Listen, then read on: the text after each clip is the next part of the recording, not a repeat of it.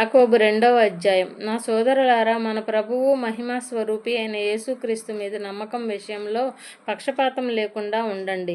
బంగారు ఉంగరం పెట్టుకొని మేలి రకమైన బట్టలు తొడుక్కున్నవాడు, మాసిన బట్టలు కట్టుకున్న బీదవాడు మీరిద్దరూ సభలోకి వస్తే, ఒకవేళ మీరు మేలి రకమైన బట్టలు తొడుక్కున్న మనిషిని అభిమానంతో చూస్తూ, తమరు ఇక్కడ ఈ మంచి చోట కూర్చోండి అని చెప్పి బీదవానితో, నీవు అక్కడ నిలబడు, లేదా నా పాదపీఠం దగ్గర కింద కూర్చో అని చెబితే, మీలో మీరు భేదాలు చూపుతూ చెడ్డ ఉద్దేశాలతో నిర్ణయాలు చేసిన వారవుతారు కదా.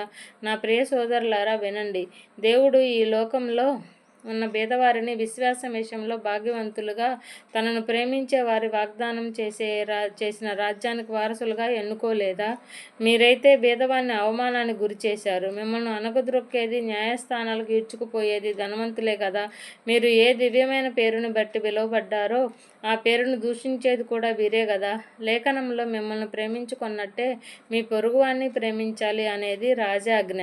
దీన్ని మీరు నెరవేరుస్తూ ఉంటే బాగానే ప్రవర్తిస్తూ ఉన్నారన్నమాటే. కానీ మీరు పక్షపాతం చూపుతూ ఉంటే మీరు పాపం చేస్తున్నారు. మీరు అతిక్రమకారులని ధర్మశాస్త్రం తీర్పు తీరుస్తుంది. ఎందుకంటే ఎవరైనా ధర్మశాస్త్రమంతా పాటిస్తూ ఒక విషయంలో తప్పిపోతే ఆ వ్యక్తి ధర్మశాస్త్రమంతటికీ అపవాది.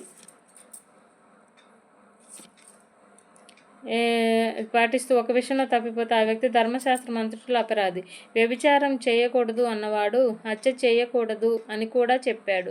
నీవు వ్యభిచరించకపోయినా హత్య చేస్తే ధర్మశాస్త్రాన్ని మీరిన వాడివవుతావు.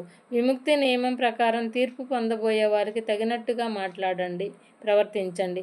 కరుణ చూపని వ్యక్తికి కరుణ లేకుండా తీర్పు జరుగుతుంది. కరుణ తీర్పు మీద గెలుపొంది అతిశయిస్తుంది. నా సోదరులారా, ఎవరైనా క్రియలు లేనప్పుడు తనకు నమ్మకం ఉంది అని చెబితే ఏమీ ప్రయోజనం? అలాంటి నమ్మకం ఆ వ్యక్తిని రక్షించగలదా?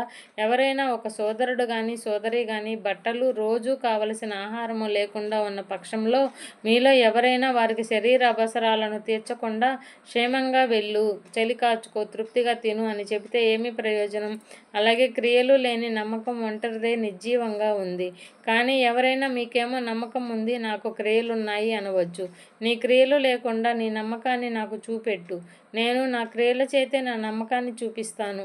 ఒకే దేవుడు ఉన్నాడని నీవు నమ్ముతున్నావు. నీవు అలా నమ్మడం మంచిదే, కానీ దయ్యాలు కూడా అది నమ్మి వణుకుతాయి.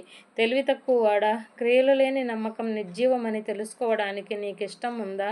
మన పూర్వీకుడు అబ్రహాము తన కుమారుడైన ఇస్సాకును బలివేదిక మీద సమర్పించినప్పుడు క్రియల వల్ల న్యాయవంతుల లెక్కలోకి రాలేదా? అతని క్రియలతో నమ్మకం పనిచేసిందని, క్రియల ద్వారా నమ్మకం పరిపూర్ణమైందని గమనించారా? ఈ లేఖనం నెరవేరింది కదా కూడా. అబ్రహాము దేవుని మీద నమ్మకం ఉంచాడు.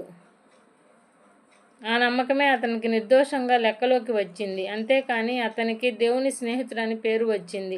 మనిషి నమ్మకం ద్వారా మాత్రమే గాక క్రియల ద్వారా కూడా న్యాయవంతుల లెక్కలోకి వస్తాడని మీరు గ్రహిస్తున్నారు గదా. వేశ్య రాహబు సంగతి కూడా అంతే గదా.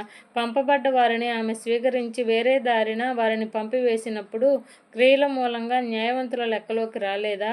ప్రాణం లేని శరీరం ఎలా మృతమో అలాగే క్రియలు లేని నమ్మకము మృతమే.